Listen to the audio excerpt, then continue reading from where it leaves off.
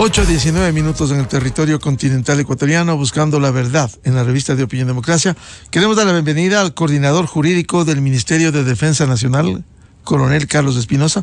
Lo hemos invitado para conocer cómo se articula la defensa institucional y hablar del país también frente a hechos como algunas sentencias que han emitido jueces y que de alguna manera, frente a la realidad que vivimos en el Ecuador, a momentos desconocen la estructura y de la organización institucional, porque recordemos, antes de esta Constitución funcionaba la Corte Militar y así se vino operando. Cambió esta estructura y ahora se va a la justicia. Por cierto, se llaman las salas especializadas. Sin embargo, en este marco jurídico de los derechos, ha habido casos, que queremos hablar casos también, que desconocen esta estructura de la organización institucional y que de alguna manera quisiera preguntarle para que nos especifique, coronel Espinosa, ¿esto causa malestar al interior de la institución o no? Buen día. Buenos días, mi estimado Miguel. Bueno, yo quiero hacer justamente una precisión tomando en cuenta las palabras que acaba usted de manifestar en relación de que a raíz de la expedición de la Constitución del 2008 se crea un marco jurídico justamente con garantías, con derechos, con libertades que conlleva una nueva estructura del Estado ecuatoriano a través de las diferentes funciones del Estado. Sin embargo, de esto, las Fuerzas Armadas se han sentido en los últimos años afectadas con ciertos fallos de ciertos operadores de justicia que han ido minando y han ido afectando la organización y la estructura propia que tiene las Fuerzas Armadas. No nos olvidemos de que las Fuerzas Armadas, no solamente del Ecuador, sino las Fuerzas Armadas a nivel de la mayor parte del mundo, tienen una estructura peculiar con especificidades propias, pero sobre todo en ejercicio de una organización piramidal, jerarquizada y subordinada. Son elementos propios como parte de unas Fuerzas Armadas que, de acuerdo a la estructura que tiene en la institución, somos obedientes, no deliberantes y sujetas al poder civil. Pero este principio constitucional está viéndose afectado justamente por ciertos fallos de operadores de justicia que, sin tener estos elementos y estas condiciones propias de la institución militar, han emitido sentencias y fallos a través de acciones de protección, a través de juicios en lo contencioso administrativo, que desconocen esta estructura propia que tiene Fuerzas Armadas y que han roto ese canal de mando, de subordinación, y que crean al interior de la institución un rechazo y una inconformidad, pero no rechazo a las competencias de la función judicial. Como yo había indicado, somos respetuosos del orden constitucional, pero sí nos vemos afectados a esta organización propia de la vida militar que tiene que sustentarse en una disciplina regia o una disciplina sustentada en la jerarquización y sobre todo en la subordinación para cumplir uno de los mandatos constitucionales, que es la defensa de la soberanía nacional y la integridad territorial. Coronel Espinosa, si me permite, porque tengo en agenda casos concretos, la casuística. ¿Qué pasó, por ejemplo, con el caso de una cadete que fue dada de baja en el primer año y a través de una sentencia se le reincorpora directamente a cuarto año militar? Ella cursaba el primer año y va directamente, por este fallo judicial, va a cuarto año. ¿Cómo aprueba en este interín lo que debió hacerlo a través de la carrera para obtener ser dada de alta de oficial? Justamente, ese es uno de los problemas que se produce y que genera un daño institucional. Es un cadete, como usted bien lo manifiesta, que siguiendo el procedimiento que establece la reglamentación interna de las escuelas de formación, fue separada de la institución. No vamos a analizar las causas por las cuales fue separado el cadete de la institución, pero siguiendo una acción judicial, tenemos una sentencia por parte de un operador de justicia cuando en primer año de la escuela militar le dan la baja y en la sentencia se dispone la reincorporación a cuarto año. Es decir, hay una afectación justamente al principio de la experiencia, el principio de ir en un orden cronológico, sumando materias, sumando el tema de la experiencia, de los ejercicios en el terreno, porque no nos olvidemos que es una carrera militar, es decir, estamos preparando a los futuros líderes de los diferentes niveles de conducción que estarán bajo su responsabilidad primero, la vida de aquellos militares que están confiados bajo su mando y segundo, para que se pueda cumplir en forma eficiente la misión constitucional. Existe prácticamente, al haber obviado el continuar segundo curso, tercer curso, más de 4,000 horas que no ha recibido de capacitación, de entrenamiento militar, y estas son las sentencias incongruentes por una falta de conocimiento de la estructura institucional que está causando un problema para la institución. Sin embargo, de eso, cumpliendo esa sentencia, el cadete fue reincorporado, colocado en cuarto año militar y está a las puertas para que en agosto se gradúe de subteniente, pero dejo reiterado de que tiene una falencia de más de 4,000 horas en no haber realizado la secuencia lógica y cronológica que tiene esta preparación. Si me permite citar un ejemplo, ¿qué pasaría con un estudiante de medicina que ingresa, es separado de la universidad y ejerciendo un legítimo, vuelvo a repetir, un legítimo derecho a activar las garantías constitucionales? Se dispone que retorne a la universidad, pero retorna pero a debería los últimos retornar al año que le tenía. Correcto, para que inclusive tenga la formación y no tenga ese vacío de aquellas horas, de aquella experticia que debe generar durante estos años secuenciales para que pueda finalmente el objetivo curar, operar. Esto traducido al ámbito militar, estamos hablando de la defensa de la soberanía y sobre todo de que hay personas que van a estar bajo el mando del militar. Coronel Espinosa, hubo sustento para estar claros, porque pudiera entenderse que en el debido proceso este cadete fue sacado de la Escuela Militar Superior. ¿Hubo sustento, hubo bases para sacarle al cadete de la institución, como para que luego reclame y se salten el segundo y tercer año y le manden al cuarto? Bueno, los sustentos están dados de acuerdo a la Constitución, en donde en el artículo 160, inciso segundo de la Constitución, manifiesta que todo lo atinente a derechos, obligaciones, ascensos y a la carrera militar, los miembros de las Fuerzas Armadas se sujetan a leyes específicas y dentro de estas leyes específicas se tiene una ley de personal que en enero se expidió la nueva ley orgánica de personal y disciplina de Fuerzas Armadas, pero sobre todo existe un reglamento de disciplina militar interno para los alumnos en formación.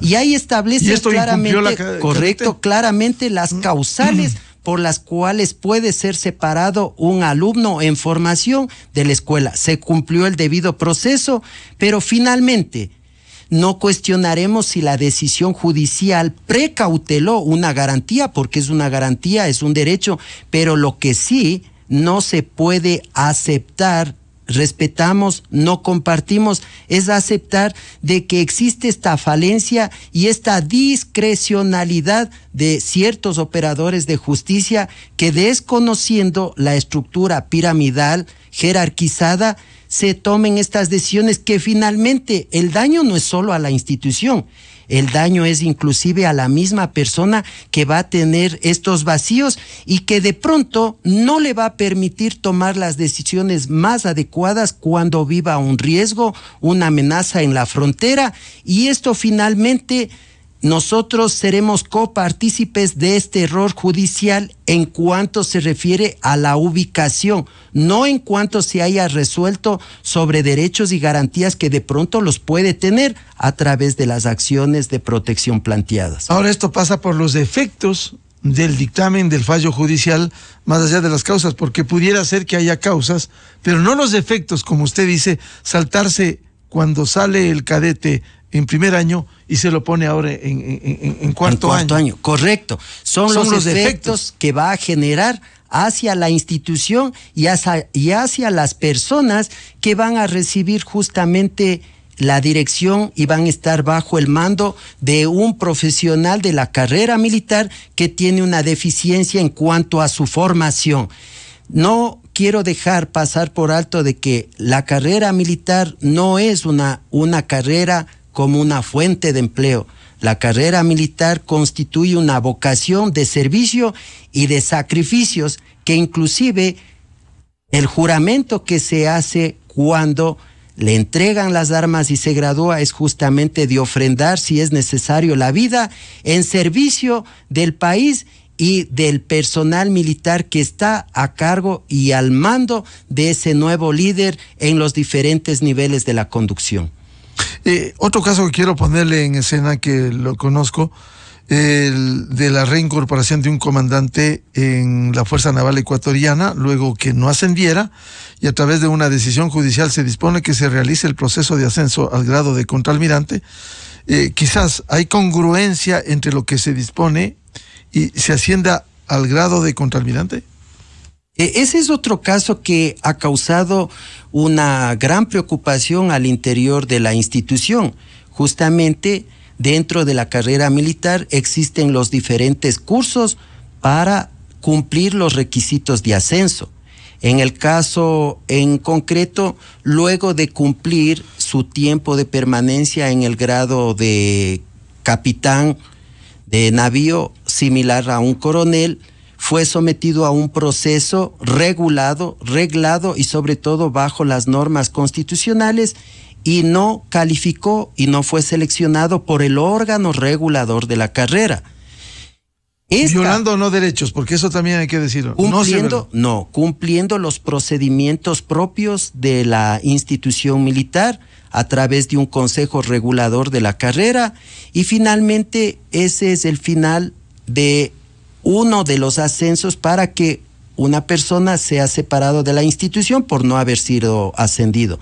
Posteriormente, de igual manera, a través de una acción, a través de un juicio, el operador de justicia ha determinado dentro de su fallo la reincorporación del mencionado comandante, pero ahí viene el problema.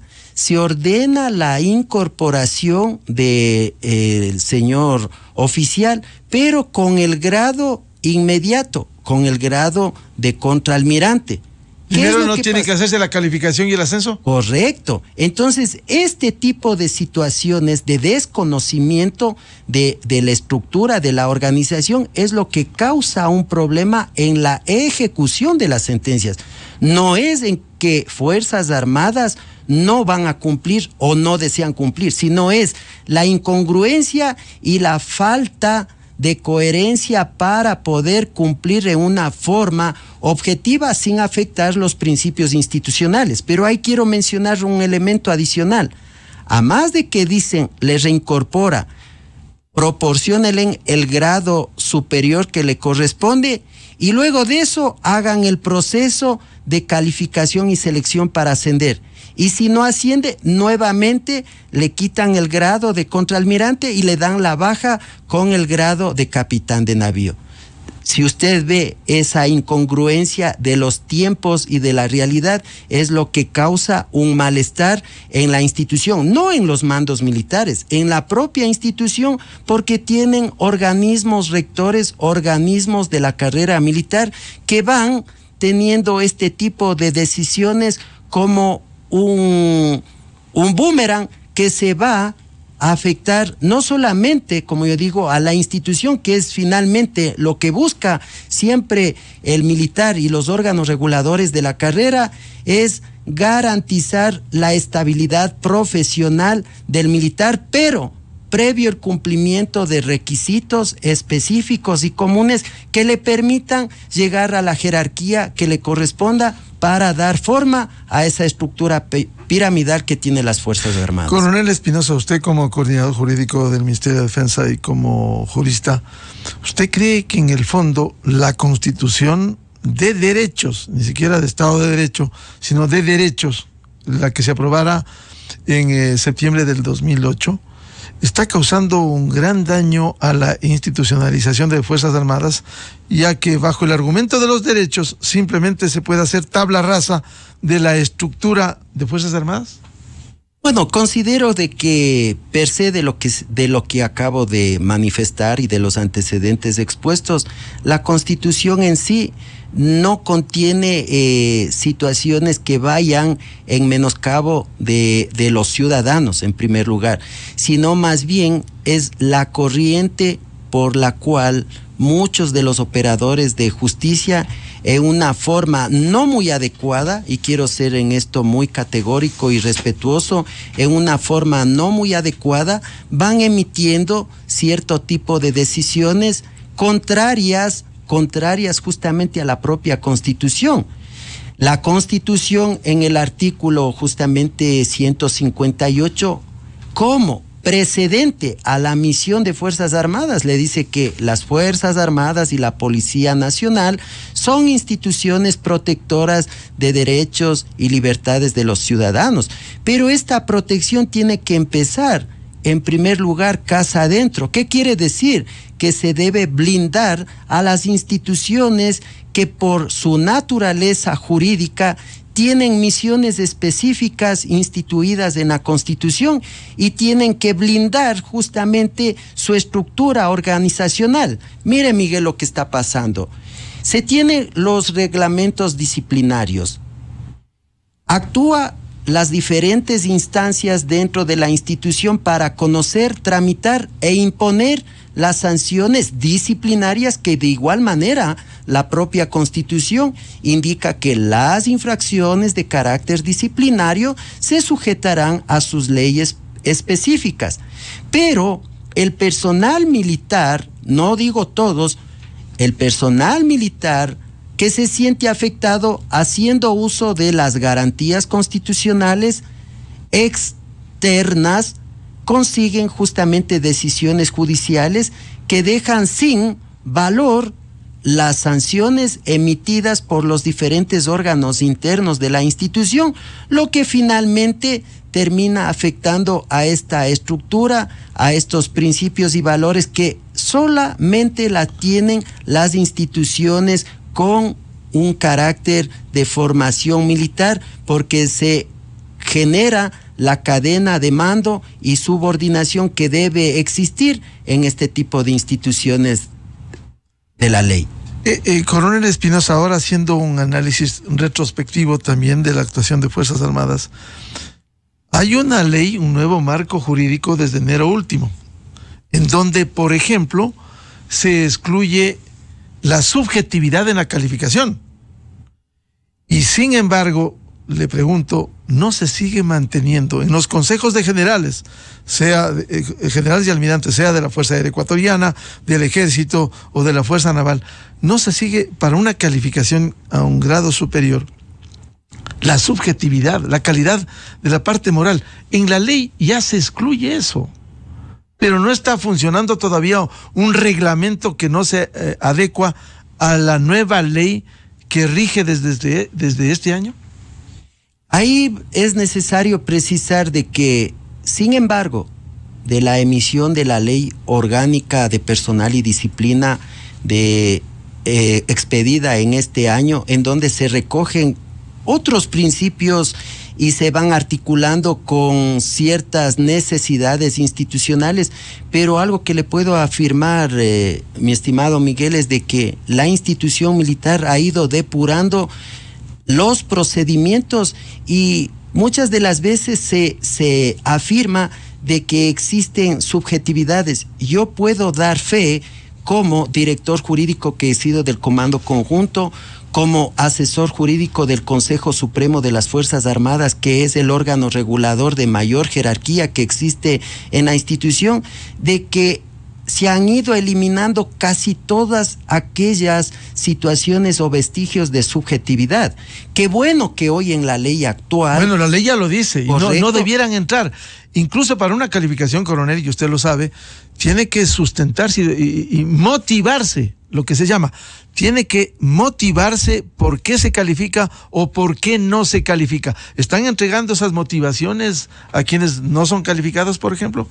Correcto, y es un mandato y una disposición constitucional de que todas las resoluciones que emitan las autoridades, sea en el ámbito administrativo, en el ámbito judicial, deben ser emitidas, expedidas con una motivación. La motivación se las entrega a todos los administrados haciendo una relación cronológica de los hechos, las disposiciones legales, la pertinencia entre el hecho y la disposición legal, justamente para tener una resolución pegada a derecho y que cumpla con dos principios básicos, que es el principio de legitimidad, el principio de legalidad, y yo agrego un principio adicional, que es el de exclusividad, que es propio de la carrera militar.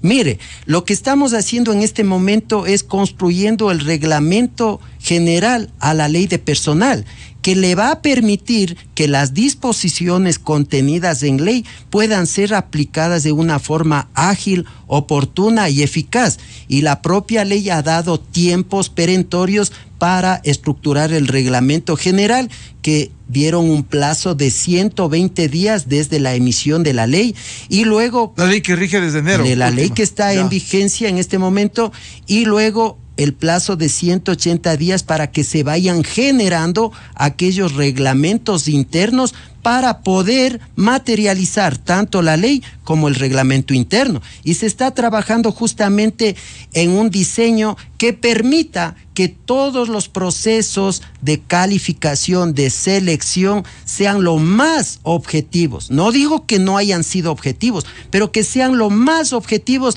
y que respondan a uno de los principios, que es el de la meritocracia, y entregar justamente el ascenso a aquellos que cumplen requisitos de carácter general y específicos, y que permita, como yo había indicado, diseñar la pirámide institucional, porque usted tiene una base que ingresan unos 200 aspirantes para subtenientes y finalmente llegan a la jerarquía de general 5 de esa promoción, y quizás al grado de general de ejército 1. Hay un tamiz en donde se va a través de la carrera. Ahora, por mi experiencia, coronel Espinosa, he visto una hora, recuerdo lo que sucediera en enero del 2000, cuando hubo el levantamiento indígena militar, en donde quizás quitando esa subjetividad que ha subsistido para las calificaciones penosamente, y hoy la ley dispone que se elimine la parte subjetiva y que tiene que aplicarse. Usted invoca los 120 días o los 180 días para el caso del reglamento. El hecho de que no exista un reglamento, no se puede violar una ley que está vigente desde enero último. Digo esto porque pudieran darse casos en donde se siga trabajando o no se entrega la motivación porque no se califica, o simplemente porque se encuentra, y esto ha ocurrido, es una crítica constructiva, se encuentra a veces para la calificación de oficial superior que de subteniente falló, tuvo esto, en su libro de vida no está. Después le encontraron de capitán alguna otra falla, y se acuerdan cuando llega a coronel o capitán de navío, y ahí no le califican con esos argumentos, o que no está en el libro de vida, o que apareció después la documentación, y simplemente no se lo califica con esos argumentos, porque un oficial, se entiende, si cometió un error de teniente, subteniente o capitán, no debió pasar en este filtro de la jerarquización, no debió pasar a mayor, teniente coronel o capitán de navío. ¿Cómo eliminar eso para que no se acuerden los jefes que hace 30, 20 años había cometido eso y no consta en el libro? Porque se han dado casos, coronel Espinosa. Claro, no voy a negar. Yo le pongo en general. Así es. No voy a negar la existencia, como en toda institución, de ciertos actos que podrían estar al margen de las disposiciones legales, pero yo quiero ser ahí un poco preciso, y justamente esa es la condición y la particularidad que tiene Fuerzas Armadas. Mire, como había indicado, de un universo de 200 que ingresan, y en el transcurso de la carrera, porque es una carrera militar sujeta a muchas condiciones, a muchas cosas especiales, en donde en su libro de vida van registrando aquellos deméritos, aquellas sanciones que, como usted bien lo dice, para ascender al grado inmediato superior ya fueron esos deméritos, esas sanciones sopesadas, y marcaron ya un efecto en el ascenso, porque la vida militar se circunscribe casi en su totalidad a una ubicación dentro de una promoción para determinar la antigüedad. Y eso finalmente ha ido marcando un filtro secuente en su vida militar, que finalmente, al terminar su carrera, podría influir.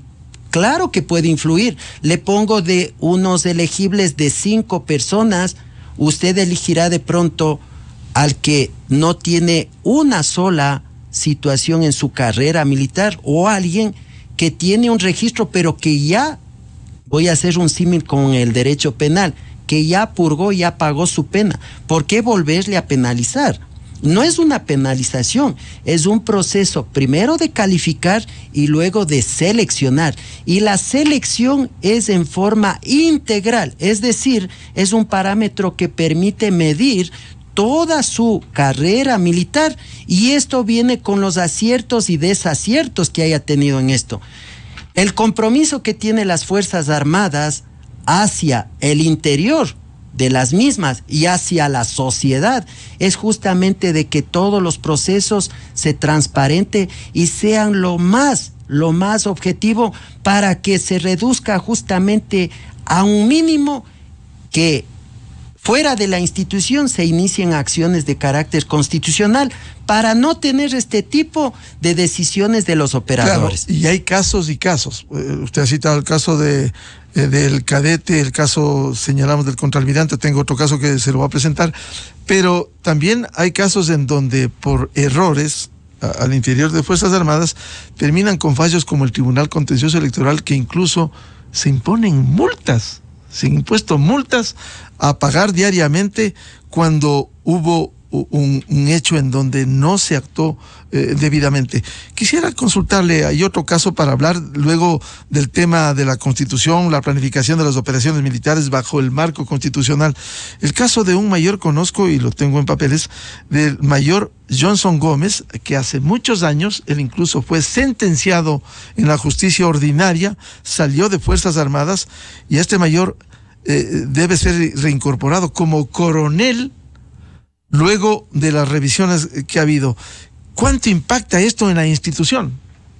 Mire, ese es un ejemplo claro de lo que afecta institucionalmente. El señor oficial referido por usted fue sentenciado dentro de los juicios penales militares. Acordémonos que antes de la Constitución del 2008, como usted hizo referencia al iniciar este diálogo, existía la Administración de Justicia Militar, conformada por juzgados penales militares, por los juzgados de derecho y por la Corte de Justicia Militar.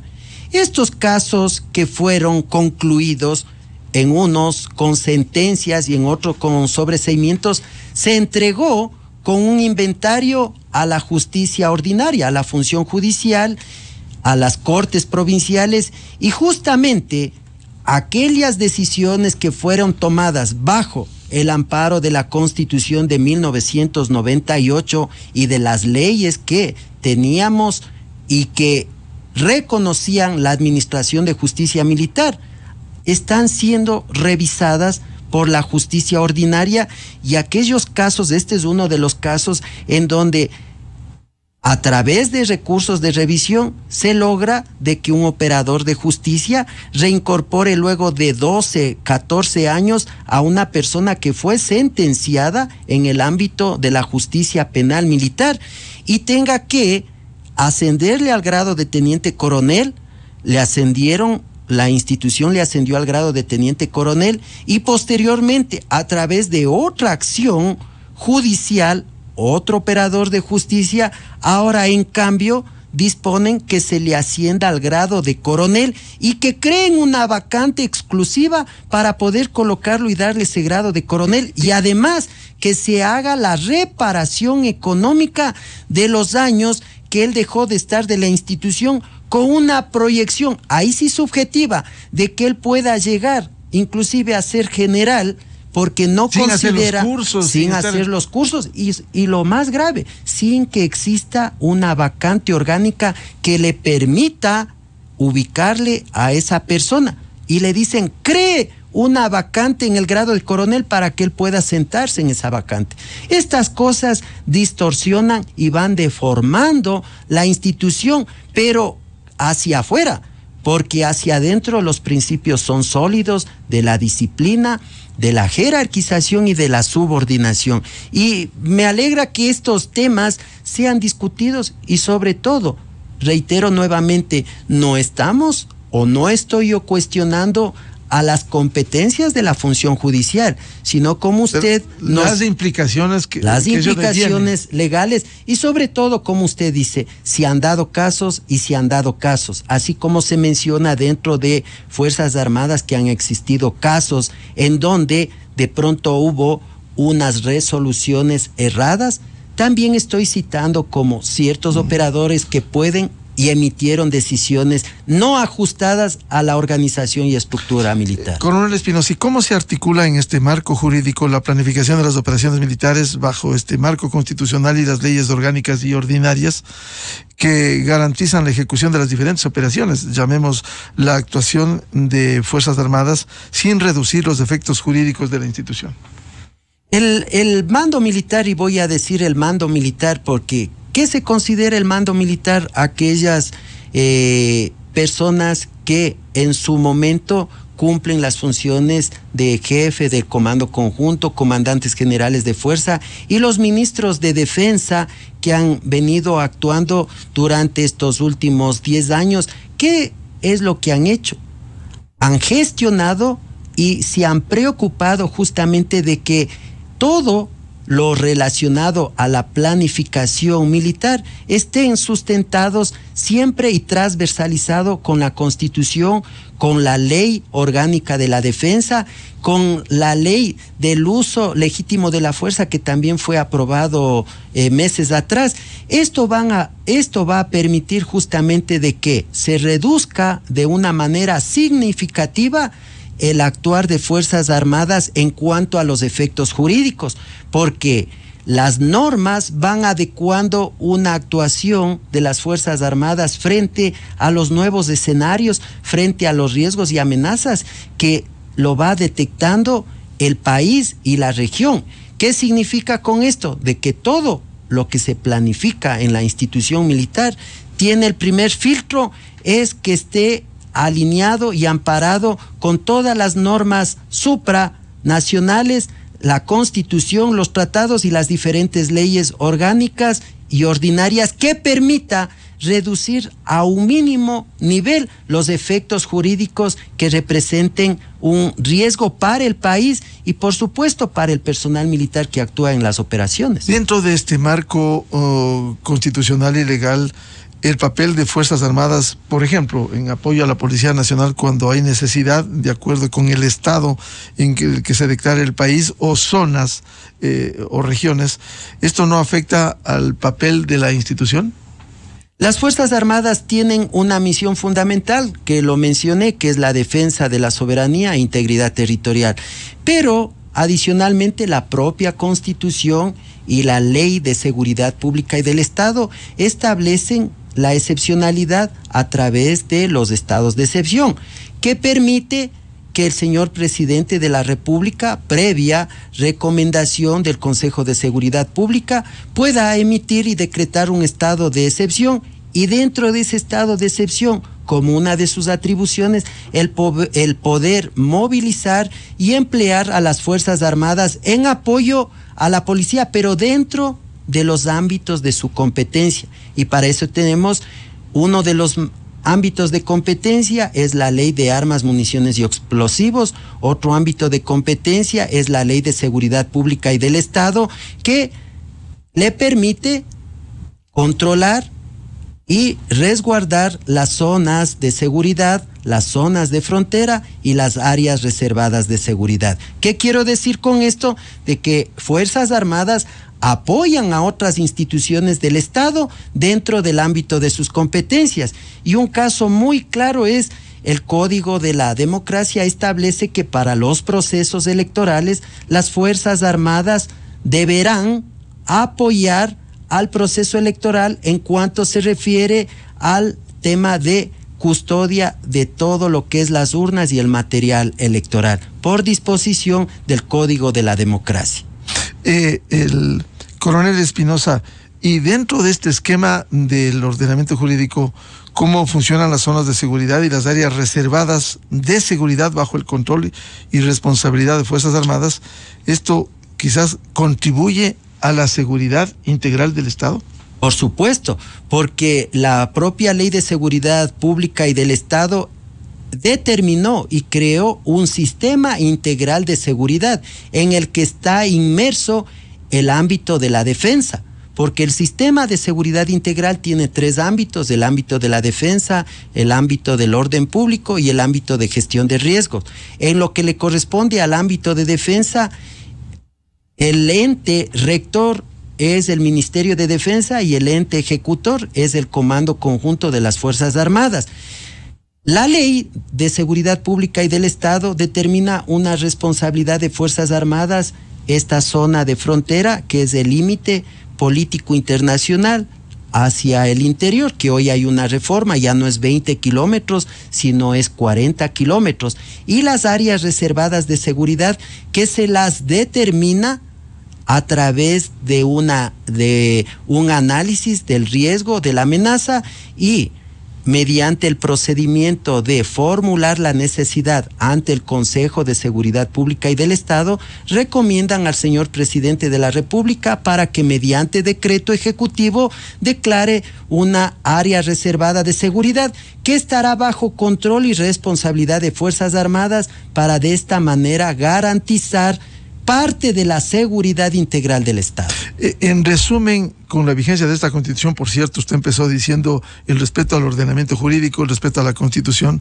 De alguna manera ha incidido esta protección de derechos y estas garantías y libertades que a veces se tornan en libertinaje, simplemente afecta al pleno funcionamiento de la institución. Afecta al funcionamiento en cuanto se refiere a que dentro de la estructura propia que tiene la institución conferida por la Constitución, es desconocer esta organización interna que permite justamente que se depure los procesos de ascenso, de selección de ingreso. Mire, la propia ley actual está disponiendo que para los ingresos se determine pruebas de confianza. ¿Y por qué la ley contempla esto? Porque también las Fuerzas Armadas pueden ser susceptibles a que gente vinculada de pronto con bandas delincuenciales, con el crimen organizado, pretendan ingresar a la institución y desde hacia adentro generen un daño no solamente a la institución. Como yo digo, el bien jurídico a ser precautelado por Fuerzas Armadas es la soberanía y la integridad territorial. Resumiendo, quiero justamente sacaba unas líneas muy puntuales como una recomendación, que dentro de la función judicial se reestructure su conformación y selección de jueces con jueces constitucionales que conozcan también esta particularidad de lo que es el derecho militar. El derecho militar es tan amplio y que le permite el aplicar el derecho operacional. ¿Qué es el derecho operacional? El conjunto de normas y disposiciones multidisciplinarias que permite un mayor acierto para que cumplan las Fuerzas Armadas su rol dentro de la ciudadanía.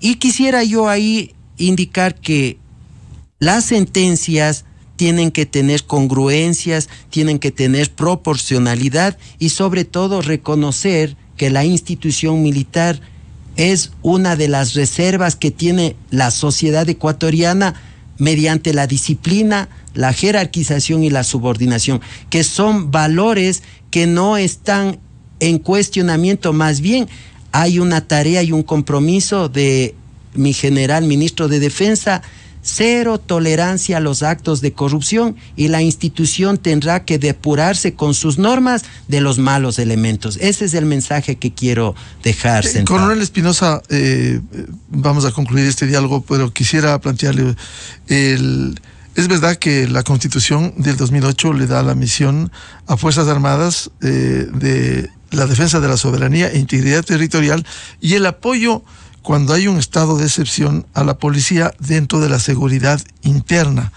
Usted ha reiterado ese respeto institucional al ordenamiento jurídico, pero en el caso, hoy estamos abocados, no le pido un comentario directo sobre eso, pero sí sobre el respeto al ordenamiento jurídico y constitucional. Estamos abocados a dos escenarios: el uno, un juicio político al presidente de la República, y el otro, la posibilidad constitucional, de acuerdo al artículo 148, de una muerte cruzada.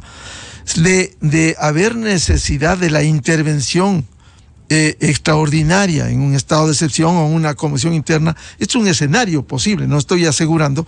Fuerzas Armadas cumplirán, respetarán el mandato porque se deben al poder civil o el juicio político, lo que resulte, o la muerte cruzada, a cumplir con la Constitución y la ley para hacer cumplir esos mandatos constitucionales como la muerte cruzada y la salida de los asambleístas de la Asamblea Nacional?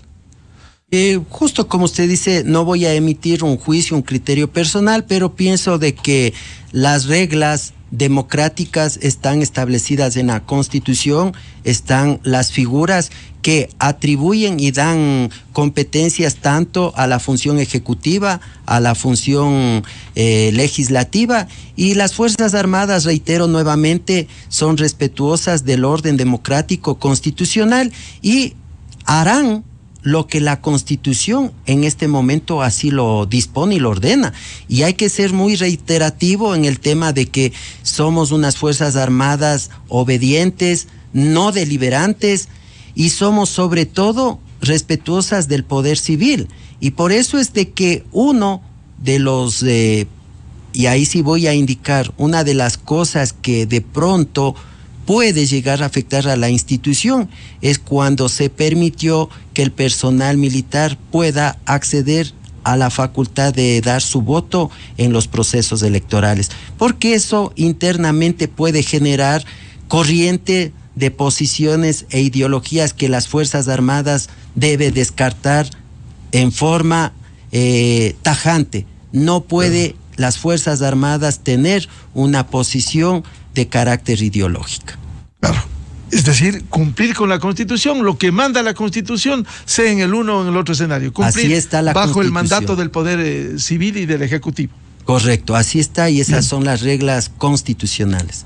Bien, al coordinador jurídico del Ministerio de la Defensa Nacional, coronel Carlos Espinosa, muchas gracias la presencia aquí en la revista de Opinión Democrática. Gracias, y le agradezco mucho el espacio y sobre todo esta oportunidad de poder transmitir ciertas preocupaciones de la institución exclusivamente en el ámbito de que somos una institución disciplinada, jerarquizada y subordinada. Muchas gracias. El coronel Carlos Espinosa, coordinador jurídico del Ministerio de la Defensa Nacional. Con esto cerramos la jornada de entrevistas y debates, la opinión diversa y libre en la revista de Opinión Democracia. Les recomendamos, ya viene en Exa FM el show de la papaya, y a los miles de seguidores de la revista de Opinión Democracia, muchas gracias. Les deseamos un feliz martes a todos. Muy buen día.